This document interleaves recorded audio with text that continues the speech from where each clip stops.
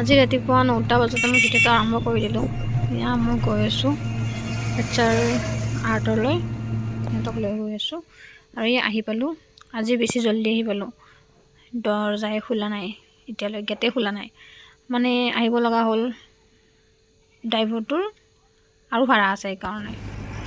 আৰু সিহঁতক থৈ কিনে মই অলপ পিছতে 11টা বজাত মই ওলাই আহিলোঁ।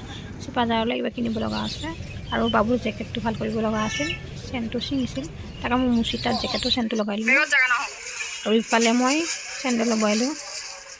বাবুৰ কাৰণে এযোৰ ল'লোঁ, মোৰ কাৰণে এযোৰ ল'লোঁ। মানুহজনে যি পলিথিনত দিছে কেনেকৈ নিম তাকে কৈছিলোঁ। তাৰপিছত আহি কিনে মই হোটেলত সোমালোঁ। হোটেলত ভাবিলোঁ একাপ চাহ খাই লওঁ আৰু কিবা এটা লৈ যাওঁ সিহঁতৰ কাৰণে, মা আৰু আব্বাহঁতৰ কাৰণে।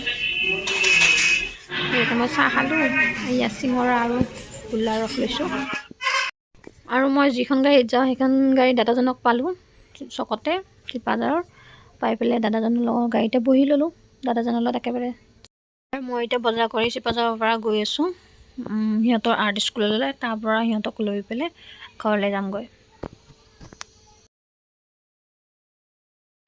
আৰু ইফালে মই এইযোৰ দুযোৰ চেণ্ডেল আনিলোঁ, এযোৰ মোৰ বাবে আৰু এযোৰ বাবুৰ বাবে। কেনেকুৱা লাগিছে বাৰু জনাব। আৰু আহোঁতে চিঙৰা লৈ আহিছিলোঁ, মা আব্বাৰ কাৰণে এটা আৰু ৰিয়ানৰ কাৰণে এটা। এয়া ৰিয়ানে খাবৰ কাৰণে বহিছে আহি পেলাই। আৰু তাৰ পাপাকে অনা গোল্লা আছিল, ৰস আছিল। সেয়া মই সেয়া দি খাবা আৰু এতিয়া। তাই কি হাঁহি দিছে চোৱা না। আৰু তাৰ বোলে দাঁত এটা পোকা খাই আছিল, খাই থাকিলে সেয়া অলপমানত লাগিছে। চেপনা দি মই টানি উলিয়াই আনিছোঁ। চেপনা টানি ওলাইছোঁ মানে লাহেকৈ ধৰোঁতেই ওলাই আহিছে। সেয়া তাৰ দাঁত হিলি আছে, কিন্তু মানে কি সৰাব নিদিয়ে, ভয়তে সৰাব নিদিয়ে। তাত সৰালৈ ইয়াৰ দাঁতটো ইমান লেতেৰা, পোকা খোৱা গমেই পায়। আৰু এইটো বামী দাঁতহে সৰিছে দেখোন, গজেনে নগজে বা আৰু। তাৰপিছত মই আশাখন ইমান লেতেৰা হৈছে, বাঁহ খৰিৰ জুই যে, সেইকাৰণে ইমান লেতেৰা হয়। তাকে মই মুচোঁ বোলো, মাটি ভিজাই আনি মুচি ল'লোঁ। তাৰপিছত ভাত বনাম। আৰু এইটো মেকুৰীটো কিবা খোৱা বস্তু অনা বুলি মোৰ কাষত আহি মানে মেও মেও কৰি আছে, এয়া চাই আছে।